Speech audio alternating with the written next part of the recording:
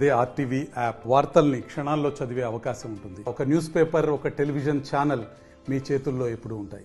బొగ్గని కార్మిక సంఘ ఆధ్వర్యంలో, అదేవిధంగా బీఆర్ఎస్ పార్టీ ఆధ్వర్యంలో సింగరేణి గనుల ప్రైవేటీకరణ, బొగ్గు బావుల యాక్షన్ని వ్యతిరేకిస్తూ ఈరోజు ఎంటైర్ సింగరేణి అన్ని బావులలో నిరసన కార్యక్రమం పెట్టడం జరిగింది.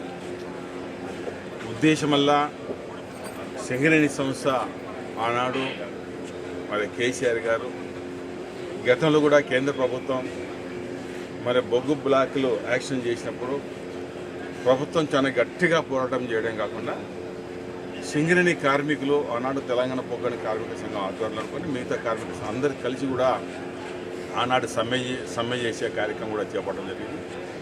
అదే కాకుండా ప్రజాప్రతినిధులందరూ కూడా అన్ని ప్రాంతాల్లో నిరాహార దీక్ష కూడా చేసిన సందర్భం. ఒక సందర్భంలో ప్రధానమంత్రి గారు ఎన్టీపీసీకి వచ్చినప్పుడు సింగరేణి మేము ప్రైవేటీకరణ చేయము అనే మాట కూడా అన్నమాట.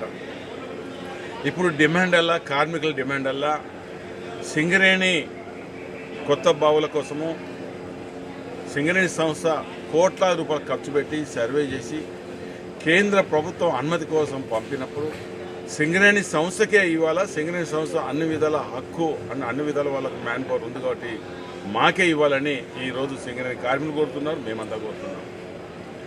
అదే కాకుండా ఏదైతే కేంద్ర ప్రభుత్వం ఆదులున్న రాష్ట్రాల్లో వారికే బొగ్గు తీసే అనుమతి ఇచ్చినప్పుడు తెలంగాణ రాష్ట్రానికి ఎందుకు ఇవ్వద్దనే ఇవాళ డిమాండ్ ఇవాళ మేము చేయడం జరుగుతుంది.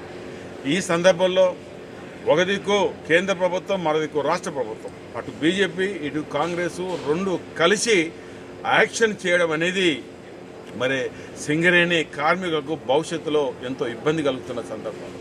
ఈరోజు ప్రైవేటు సంస్థలు వచ్చిన తర్వాత తక్కువ జీతాలతోటి కార్మికులు పెట్టుకొని బొగ్గు మరి వెలికి తీసి ఆ బొగ్గు తక్కువ ధరలకు అమ్మినప్పుడు ఈ సింగరేణి బొగ్గు కూడా అదే ధరకు అమ్మిన సందర్భంలో సింగరేణి పూర్తిగా నష్టం పోయే కార్యక్రమం ఉంటుంది.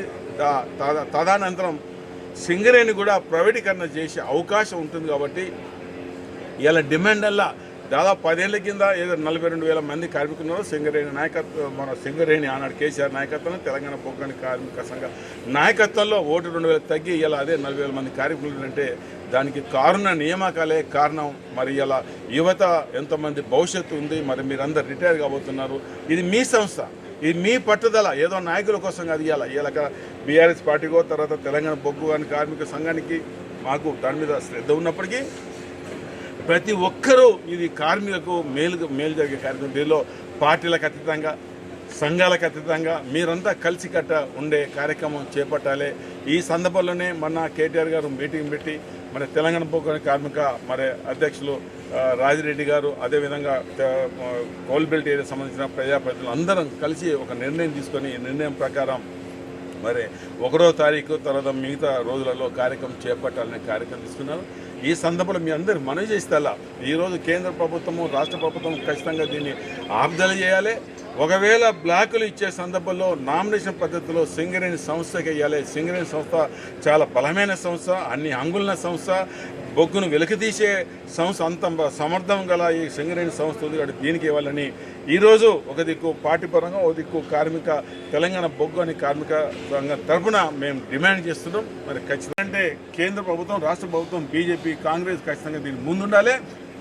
దీనికి ఆ రెండు పార్టీలు కూడా అక్కడక్కడ రిప్రజెంటేషన్ చేయడం జరుగుతుంది. ఇలా మనకు కావాల్సింది బొగ్గు గనుల వేలం ఆపి సింగరేణి సంస్థకి ఇవ్వాలి. దీనికి బేషజాలకు పోకుండా అందరు కలిసి మెలిసి దీన్ని ఎదుర్కోవాల్సిన బాధ్యత అందరిపై ఉందని చెప్పి మరిన్ని వీడియోస్ కోసం ఛానల్ ని సబ్స్క్రైబ్ చేయండి. లేటెస్ట్ అప్డేట్స్ కోసం వాట్సాప్ ఛానల్ ని ఫాలో చేయండి. అండ్ లింక్ డిస్క్రిప్షన్ లో ఉంది.